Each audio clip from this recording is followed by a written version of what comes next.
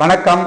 உள்ளதை உறக்கச் சொல்லும் நம்ம ராணிப்பேட்டை யூடியூப் சேனலுக்கு சிறப்பு விருந்தினராக நமது தமிழக வெற்றி கழகத்தினுடைய மாவட்ட மகளிர் அணி இணை அமைப்பாளர் திருமதி நர்மதா நம்ம இடத்துல வந்திருக்காங்க. வணக்கம். வணக்கம் சார். விஜய் சார் அரசியலுக்கு வர வேண்டிய என்ன காரணம் சார்? என்ன கொஸ்டின் கேட்டீங்க? தளபதி எதுக்கு அரசியலுக்கு வந்தாருன்றது நீங்க கேட்டீங்க ஃபர்ஸ்ட் கொஸ்டினா இல்லையா? எதுக்குன்னு நான் இப்ப சொல்றேன். ஓகேவா? பெண்களுக்கு பாதுகாப்பு இருக்கா? முதல்ல பெண்களுக்கு பாதுகாப்பு இருக்கா? எங்க பாதுகாப்பு இருக்கு? பக்கத்திலேயே வீடு பக்கத்திலேயே ஒயின் ஷாப்பு, ரோட்ல ஒயின் ஷாப்பு, எந்த மூலையில போனாலும் ஒயின் ஷாப்பு. அதுக்கப்புறம் எங்க இருந்து பாதுகாப்பு வரும்? நீங்களே சொல்லுங்க. அதே மாதிரி கல்வி சரியான விதத்துல கொடுக்கப்படுதா? சொல்லுங்க. எதுக்கு எடுத்தாலும் ஃபீஸ், எதுக்கு எடுத்தாலுமே லஞ்ச ஊழல். இந்த உலகத்துல எதுவுமே ஒரு காசு இல்லைன்னா எதுவுமே நடக்கிறது கிடையாது. இந்த மாதிரி அரசியல் நடக்கும்போது தளபதி வராம என்ன சார் பண்ணுவாரு? சொல்லுங்க சார். தளபதி வராம என்ன பண்ணுவாரு? வரணும் சார். அதுக்காக தான் இந்த ஒட்டுமொத்த அரசியலையும் சீர்திருத்தத்துக்காக தான் எங்க தளபதி இப்ப உள்ள வந்திருக்கிறாரு. தமிழக வெற்றி கழகத்துக்கு நீங்க ஒரு உறுப்பினரா எதனால போய் சேர்ந்தீங்க? உங்களுடைய விஜய் சார் நடிப்பாளர் போய் சேர்ந்தீங்களா, இல்ல அவர் அரசியல் ஆரம்பிச்சாரு தமிழக வெற்றி கழகத்தார் அதனால போய் உங்க தங்களை உறுப்பினர் சேர்ந்தீங்களா? கர்ப்பிணி பெண்களுக்கும் மாணவிகள் 10th 12th முதல் மதிப்பெண் எடுக்கிறவங்க எல்லாருக்குமே கல்வி நல திட்டங்களும், அதுக்கப்புறம் பாத்தீங்கன்னா உணவு திட்டம், அது முக்கியமான ஒன்று. அனைத்து மாவட்டங்களிலும் இலவச உணவு திட்டம் தினமும் கொடுத்து எல்லாருக்குமே நல்லது பண்ணியிருக்காரு. இது ஒண்ணு போதுங்க. இந்த ஒரு எல்லா விஷயத்தையுமே பாத்தீங்கன்னா தளபதி அவர்கள் இதை கொண்டு வந்ததால எனக்கு ரொம்ப விருப்பம் இருந்தது. அதனால இந்த கட்சியில நான் இணைஞ்சிருக்கேன். தமிழ்நாட்டுல பாத்தீங்கன்னா ஒரு விறுவிறுப்பான ஒரு அரசியல் போயிருது. இன்னைக்கு அதிமுகவுடைய 50 ஆண்டு ஒரு சட்டமன்ற உறுப்பினராக பாத்தீங்கன்னா செங்கோட்டையன் இருக்கிறாரு. அவர் பாத்தீங்கன்னா ஒரு புரட்சி தலைவி அம்மாக்கே பாத்தீங்கன்னா இங்கதான் அம்மா பேசணுட்டு ஒரு ரூட். அவர் ஒரு முக்கியமான ஒரு தலைவர் அவரே பாத்தீங்கன்னா இன்னைக்கு தாவைக்கால இணைஞ்சிருக்காரு, நாஞ்சில் சம்பத்து இணைஞ்சிருக்காரு. எதனால இணைகிறான்னு பார்த்தா அவர் நடிகர்னால இணைகிறாங்களா, இன்னைக்கு ஒரு தமிழக வெற்றி கழகத்தினால ஆரம்பிச்சதுனால இணைகிறார்களா, இல்ல 2026 பாத்தீங்கன்னா அவர் ஒரு தமிழக வெற்றி கழகம் தான் சாதகமா அண்ணன் செங்கோட்டையன் அவர்கள் 50 வருஷமா அதிமுகவுல சட்டமன்ற உறுப்பினராகவும் இருந்திருக்காங்க. இப்போ நம்மளோட தமிழக வெற்றி கழகத்துல நம்ம தளபதி தலைமையில இணைஞ்சிருக்காரு.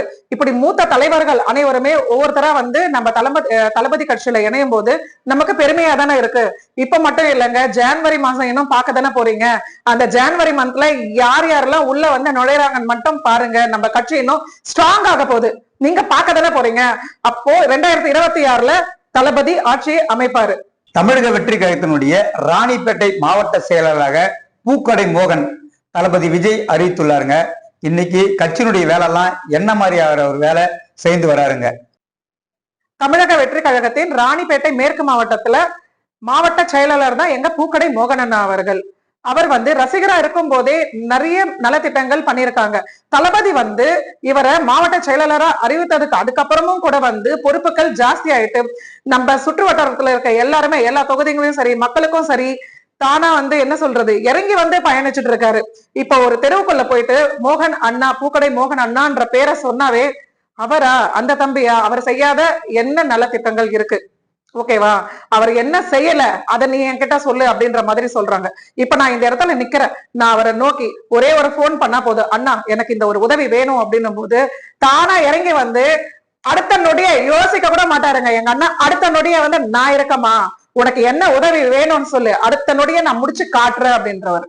அது மட்டும் இல்லைங்க, பெண்களுக்கு சீர்வரிசை கொடுக்கறதுல இருந்து நம்ம முதல் தரத்துல இருக்கிறது யார் தெரியுமா? நம்ம மோகன் அண்ணா தான். ஒவ்வொருத்தருமே உடன்பிறவா சகோதரிகளா நினைச்சு எல்லாரையும் அரவணைச்சு இந்த எந்த ஒரு ஆலோசனை கூட்டமா இருந்தாலுமே எங்களை நல்ல வழி நடத்தி கொண்டு போறவரு எங்க அண்ணன்.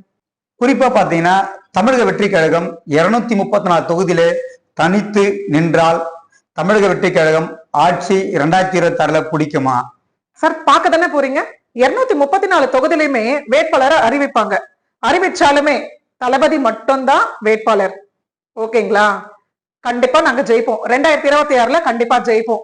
இன்னைக்கு ராணிப்பேட்டையினுடைய மாவட்ட செயலாளர் பூக்கடை விஜய் மோகன் இருக்காருங்க. ராணிப்பேட்டை ஆற்காடு 2 தொகுதிக்கும் சப்போஸ் ராணிப்பேட்டையில் தனித்து நின்றால் தமிழக வெற்றி கழகம் ராணிப்பேட்டையில் ஆற்காடும் வெல்லுமா?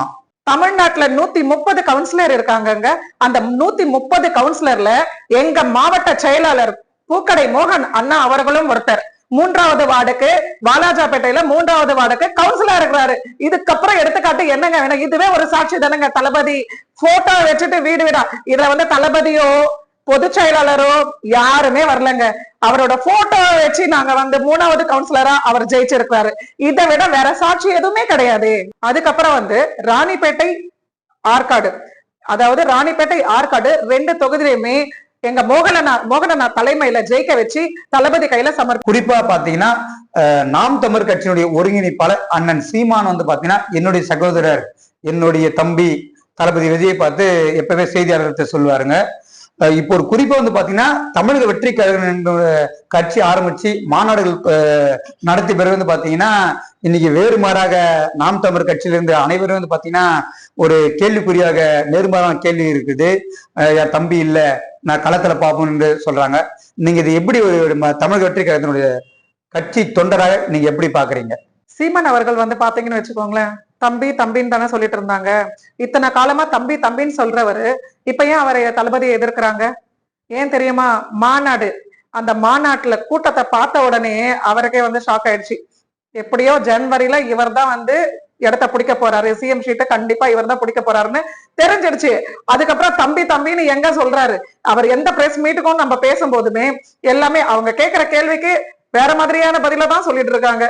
ஏன் அவர் தம்பி தம்பின்னும் போது, நாங்க தமிழக வெற்றி கழகம் ஸ்டார்ட் பண்றதுக்கு முன்னாடி எங்க கட்சியில இருக்கவங்களே தம்பி தம்பின்றதால அவருக்கே ஓட்டு போடுறவங்க நிறைய பேர் இருக்காங்க. மேடம், ஒரு குறிப்பான ஒரு தமிழ்நாட்டுல ஒரு கேள்வி எழுந்து இருக்கு. என்ன கேள்வின்னு பாத்தீங்கன்னா, நடிகர் என்ற மக்கள் வந்து பாத்தீங்கன்னா அதிகமா கூடுவாங்க. அது எம்ஜிஆருக்கும் சரி, கேப்டன் விஜயகாந்த் எல்லாருக்குமே வந்து மக்கள் வந்து பார்ப்பாங்க. அது போலத்தானே தளபதி விஜய்க்கு வந்து மக்கள் வந்து வராங்க, இளைஞர்கள் வராங்க. என்னுடைய தமிழ்நாட்டு மக்களுடைய கேள்வியா இருக்கு. இதை நீங்க எப்படி பாக்குறீங்க? இது ஓட்டாக மாறுமா? நிச்சயமாக ஓட்டாக மாறும் சார். எப்படின்னு சொல்றீங்களா? இப்போ எல்லா கட்சியிலுமே வந்து பாத்தீங்கன்னா காசு கொடுத்துட்டு தான் எல்லாருமே கூப்பிடுறாங்க. நாங்க தளபதியில ஒரு ரூபாய் யாரையாவது நாங்க கேக்குறோமா? தானா வந்த கூட்டம். ஒவ்வொருத்தருமே ஓட்டு போட்டு 2026ல அவரை சிஎம் கண்டிப்பா வருவாரு, ஆகும். இவ்வளவு நேரம் கேள்வி கேட்டதுக்கு பொறுமையாக பதில் சொன்னதுக்கு ரொம்ப ரொம்ப நன்றிங்க. ரொம்ப நன்றி.